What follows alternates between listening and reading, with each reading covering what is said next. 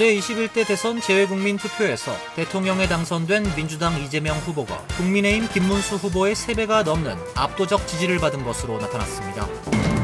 지난달 캘리포니아주 팜스프링스의 난임 클리닉에서 발생한 테러 사건의 공범이 30대 한인 남성으로 밝혀졌습니다. 유럽으로 도주했던 용의자는 폴란드에서 체포돼 어제 뉴욕 공항을 통해 송환됐습니다. 도널드 트럼프 대통령이 하버드 대학의 외국인 학생 입국을 전면 금지했습니다. 대통령은 테러 위험 등을 이유로 12개 국가의 미국 입국을 금지하고 7개 국가는 제한한다고 밝혔습니다. 연방사회보장국이 소셜연금 과지급금 환수 정책을 대폭 강화한 가운데 최근 버지니아 레스턴에 거주하는 80세 한인 여성이 37,000달러가 넘는 과지급금 반환 통보를 받은 것으로 알려지고 있습니다. 정부가 추진하고 있는 대규모 감세안에 송금세가 포함된 것으로 알려지면서 반발이 커지고 있습니다.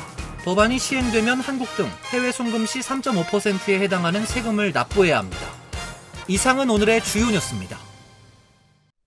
시청자 여러분 안녕하십니까? KBN 뉴스입니다.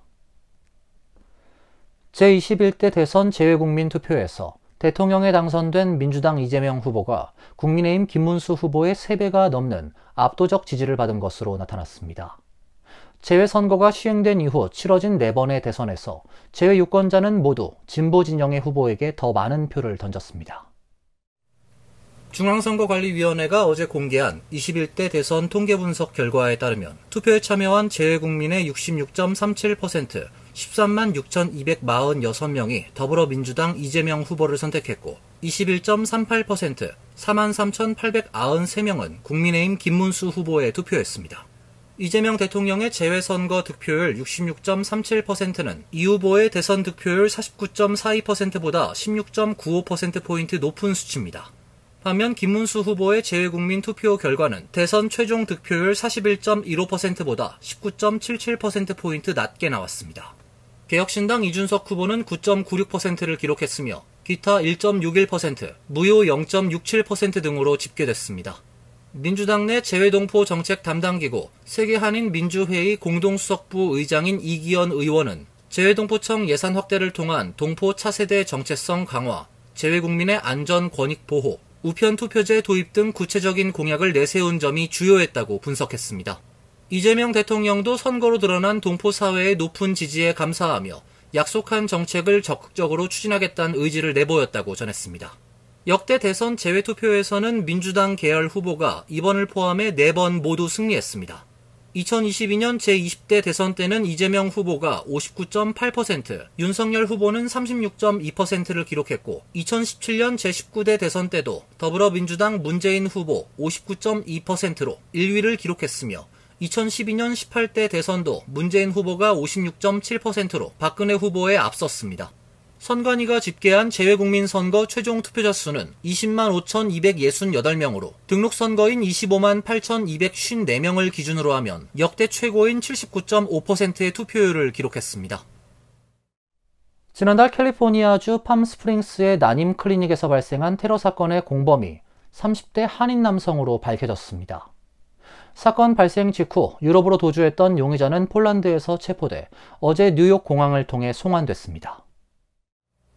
연방검찰은 지난달 캘리포니아주 팜스프링스의 난임 클리닉 폭탄 테러범에게 폭탄 원료 등 물적 지원을 제공하고 도운 혐의로 워싱턴주 켈트 출신의 32세 남성 데니얼 종현 박을 체포해 기소했다고 어제 밝혔습니다. 뉴욕포스트는 박 씨가 미국 시민권자라고 전하면서 그를 워싱턴주 출신 남성으로 지칭했습니다. 박 씨가 한국의 고유한 성씨이며 그의 중간 이름이 한국식이란 점을 고려하면 한국계 미국인으로 추정됩니다. 그는 지난달 17일 캘리포니아주 출신 가이 에드워드 바트커스와 함께 팜스프링스에 있는 난임 클리닉을 폭파하려 공모한 혐의를 받고 있습니다. 바트커스는 사건 당일 폭발물을 실은 자신의 차량을 난임 클리닉 건물 앞에서 폭발시켜 건물 일부를 파손시키고 인근에 있던 사람 4명을 다치게 했습니다. 바트커스 본인은 현장에서 숨졌습니다. 검찰은 바트커스와 박 씨가 극단적인 반출생주의를 공유하는 온라인 모임에서 처음 만났다고 밝혔습니다. 검찰에 따르면 박 씨는 2022년 10월부터 폭발 위험이 높은 물질인 질산 암모늄을 대량으로 구매했으며 올해 1월 바트커스의 집으로 질산 암모늄 81.7kg을 보냈습니다. 이후 박 씨는 바트커스의 집을 찾아가 1월 25일부터 2월 8일까지 함께 지내며 폭발물을 만들어 실험했습니다. 검찰은 박 씨가 집에서 인공지능 챗봇을 이용해 강력한 폭발물을 만드는 방법을 검색한 기록이 있다고 전했습니다. 바트커스가 범행을 저지른 날부터 4일 뒤 박 씨는 비행기를 타고 유럽으로 달아났습니다.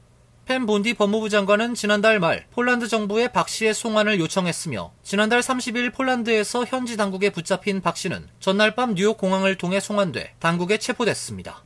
박 씨의 혐의가 유죄로 확정되면 최대 15년의 징역형을 선고받을 수 있습니다. 도널드 트럼프 대통령이 하버드 대학의 외국인 학생 입국을 전면 금지했습니다. 유학생 유치 자격 취소 조치가 법원에서 제동이 걸리자 다른 수단을 동원해 압박을 강화하는 모양새입니다. 트럼프 대통령은 어제 포고문을 통해 하버드대에 입학하려는 모든 외국인 학생의 입국을 금지하도록 했습니다. 현재 하버드대에 재학 중인 유학생에 대해서도 기존 FM 또는 제2비자를 취소하는 방안을 검토하라고 마코 루비오 국무장관에게 지시했습니다. 학생 및 교환 방문자 프로그램을 통해 다른 대학으로 전학하는 외국인에겐 적용되지 않습니다. 국익에 부합된다고 판단되는 외국인에 대해서도 면제했습니다. 조치는 90일 동안 유지되며 연장이나 갱신될 수 있습니다. 트럼프 대통령은 이번 조치가 국가안보 차원이라고 설명했습니다. 트럼프 대통령은 중국을 포함한 적들이 부적절한 목적으로 학생 비자 프로그램을 악용하고 미국 엘리트 대학에서 정보를 수집하기 위해 방문학생 제도를 이용한다고 주장했습니다. 하버드대가 캠퍼스 내 폭력 행위에 대한 징계에 미온적이고 연방정부의 관련 학생 정보 제출 요구를 성실하게 이행하지 않았다고 문제 삼았습니다. 중국으로부터 수천억 원대 기부금을 받으며 협력해왔다고도 주장했습니다.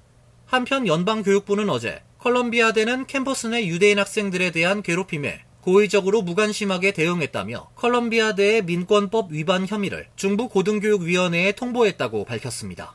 교육부는 컬럼비아대는 더 이상 위원회 인증 기준을 충족하지 못하는 것으로 보인다고 덧붙였습니다. 인증이 취소되면 컬럼비아대 학생들은 학자금 대출 등 연방기금 지원을 받을 수 없게 됩니다.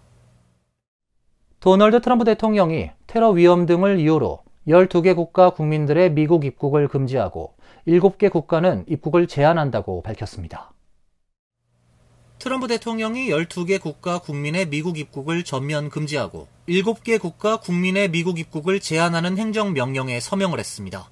미국 입국이 전면 금지된 나라는 아프가니스탄, 미얀마, 콩고, 이란, 리비아 등 12개 국가이며 쿠바, 라오스, 베네수엘라 등 7개국 국민은 부분적으로 미국 입국이 제한됩니다. 입국 금지 제한 조처는 오는 9일 오전 12시 1분부터 시행됩니다. 해당 날짜 이전에 발급된 비자는 취소되지 않습니다. 트럼프 대통령의 이번 행정명령이 필요한 이유로 지난 1일 콜로라도주 볼더에서 있었던 유대인 8명에 대한 테러 사건을 들었습니다. 하지만 용의자 술라이만의 이집트는 이번 조처에 포함되지 않았습니다. 트럼프 대통령은 이 12개 국가는 거대한 규모의 테러리스트로 인해 가장 강력한 조처의 대상이 됐다고 밝혔습니다. 그는 이들 국가와 국민이 비자 보안에 협조하지 않았고 여행자의 신원을 확인할 수 없었으며 범죄 이력 작성이 불충분하고 거주기간 초과율이 높았다라고 말했습니다. 앞서 트럼프 대통령은 집권 1기 때인 2017년에도 이슬람 국가 국민의 미국 입국을 금지하는 행정명령을 내린 바 있습니다. 정부가 관광비자 등의 신청자를 대상으로 추가 비용을 받고 비자 인터뷰 일정을 앞당겨주는 방안을 검토 중이란 보도가 나왔습니다. 이르면 12월부터 시행될 것으로 예상됩니다. 로이터 통신에 따르면 국무부는 $1,000를 추가로 지불하면 인터뷰 일정을 더 빠르게 예약할 수 있도록 해주는 서비스를 고려 중입니다. 이 서비스는 빠르면 오는 12월부터 시범 운영에 들어갈 수 있는 것으로 알려지고 있습니다. 현재 미국의 관광이나 출장 등 비이민 목적으로 방문하려는 이들은 비자 수속 비용으로 $185를 지불하고 있습니다. 국무부 내 법무팀은 급행료 도입이 백악관 예산관리국의 반대에 부딪히거나 법원에서 위법 판단을 받을 수 있다고 우려하고 있는 것으로 전해졌습니다. 과거 대법원은 판례를 통해 정부가 실제 서비스 제공에 필요한 비용 이상으로 수수료를 받을 수 없다고 명시한 바 있습니다. 국무부 대변인은 비이민 비자 인터뷰 일정은 유동적이며 우리는 전 세계적으로 우리의 업무를 개선하기 위해 계속 노력하고 있다고 밝혔습니다. 국무부의 최근 연례 보고서에 따르면 당국은 2023년 회계연도에 비이민 비자 1,040만 건을 발급했으며 이 중 590만 건은 관광 비자였습니다. 연방사회보장국이 지난 3월부터 소셜연금 과지급금 환수 정책을 대폭 강화한 가운데 최근 버지니아 레스턴에 거주하는 80세 한인 여성이 $37,000가 넘는 과지급금 반환 통보를 받은 것으로 알려지고 있습니다. 미주 한국일보 보도에 따르면 버지니아주에 거주하는 한인 A씨는 지난 5월 18일 받은 SSA 서신엔 과거 수년간 소셜연금이 잘못 계산돼 37,298달러가 과도하게 지급됐으며 이 금액을 전액 환수하겠다는 내용이 포함되어 있습니다. 기존엔 매달 수령액의 10% 정도를 분할 상환하는 방식이 일반적이었으나 SSA는 지난 3월 27일 새로운 지침을 통해 환수 방식을 100% 전액 회수로 전환한다고 발표한 바 있습니다. 현재 80세인 A씨는 65세부터 남편이 일해서 받는 소셜연금의 절반을 배우자가 수령하는 배우자 연금을 신청해 매달 약 300달러 정도를 받았고 70세가 되면서 자신의 소셜연금을 따로 신청해 받고 있었다면서 문제는 70세 이후부터 지금까지 10년간 남편 연금의 절반이 과지급되었다는 것이라고 말했습니다. 사회보장국 측은 70세에 소셜연금을 신청하면서 남편 소셜연금 수령은 중단됐어야 한다며 과지급된 37,000달러 전액을 30일 이내에 상환하라고 통보했습니다. 만약 30일 내에 리펀드를 받지 못하면 오는 9월 17일부터 전체 수령액의 50%를 원천 징수하겠다고 밝혔습니다. 정부가 추진하고 있는 대규모 감세안에 3.5%에 달하는 송금세가 포함된 것으로 알려지면서 반발이 커지고 있습니다. 송금세 부과 대상엔 비자 체류자는 물론 영주권자도 포함돼 시행될 경우 여파가 클 전망입니다. 최근 하원을 통과한 트럼프 감세 법안에 비시민권자의 국외 송금에 3.5%의 세금을 부과하는 조항이 포함된 것으로 알려졌습니다. 금융업계와 이민자 단체들은 지금도 송금 시 일정 수수료를 부담하고 있는데 추가로 세금을 부과하는 것은 매우 부당하다는 지적입니다. 이중 과세란 지적도 제기됐습니다. 이미 소득세까지 낸 돈에 다시 송금 수수료에다 세금까지 부과하는 것이 과한 조치란 것입니다. 최근 통계에 따르면 해외 송금 서비스 전문업체를 이용하는 가정만 14%에 이를 정도로 해외 송금이 활발한 상태입니다. 법안이 최종 통과되면 송금세는 2026년 1월 1일부터 발효될 예정이며 정부는 2034년까지 총 220억 달러의 추가 세수를 예상하고 있습니다. 하지만 전문가들은 이용자들이 이를 피해 비공식 채널이나 암호화폐 등 대체 수단을 이용할 가능성이 높아 실제 수입은 이보다 낮을 것으로 예상하고 있습니다. 송금 서비스는 단순한 금융 거래가 아니라 생계를 유지하고 가족을 지원하며 기본적인 생활을 영위하기 위한 수단이라며 이번 법안을 정책적으로 불합리한 조치라고 비판했습니다. 지난해 10년 만에 허드슨강에서 열렸던 메이시스 독립기념일 불꽃놀이가 올해는 다시 이스트리버에서 진행됩니다. 메이시스와 뉴욕 시장실은 어제 매년 열리는 독립기념일 불꽃놀이가 오랜 이스트리버에서 진행된다며 브루클린 브릿지 인근 바지선에서 4척의 배가 불꽃을 발사할 예정이라고 밝혔습니다. 1976년부터 매년 독립기념일에 열리는 메이시스 불꽃놀이는 수십 년 동안 이스트리버에서 진행되다가 2009년 탐험가 헨리 허드슨이 이 지역에 도착한 지 400주년을 맞아 허드슨강으로 장소를 변경했습니다. 이후 2013년까지 허드슨강에서 불꽃놀이가 진행되다가 뉴욕시 외곽보로 주민들의 반발로 2014년부터 다시 이스트리버로 장소를 바꿨고 지난해 10년 만에 허드슨강에서 불꽃놀이가 열렸습니다. 이어서 간추린 소식입니다.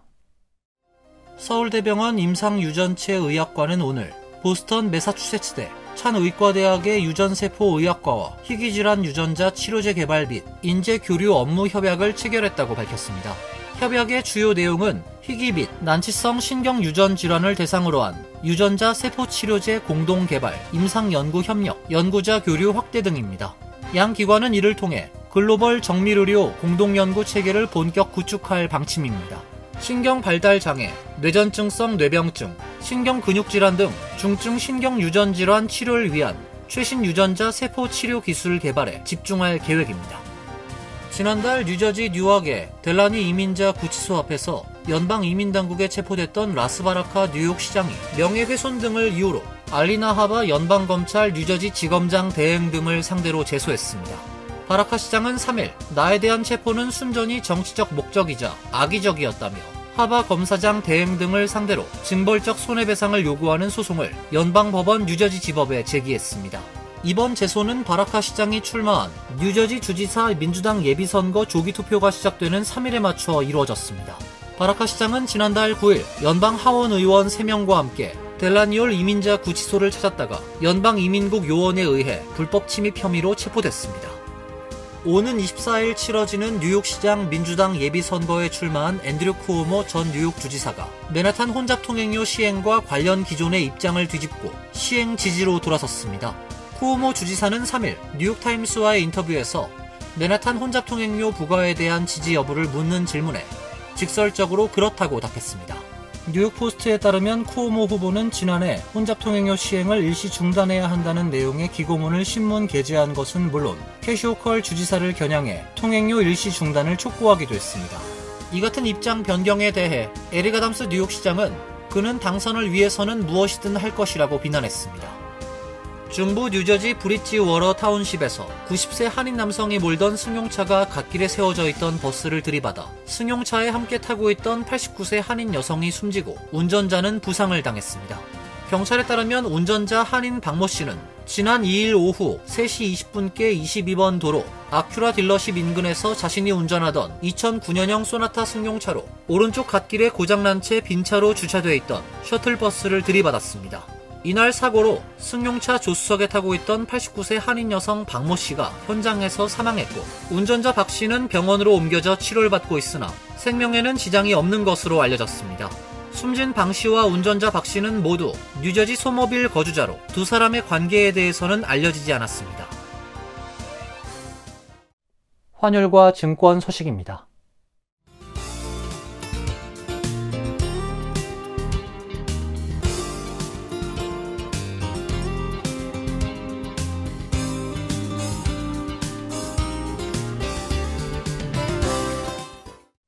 이어서 날씨입니다.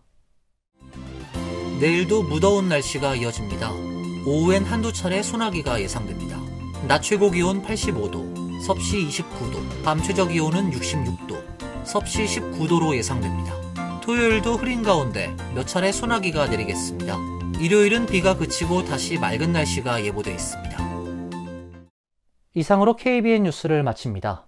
KBN과 함께 즐거운 시간 되시길 바랍니다.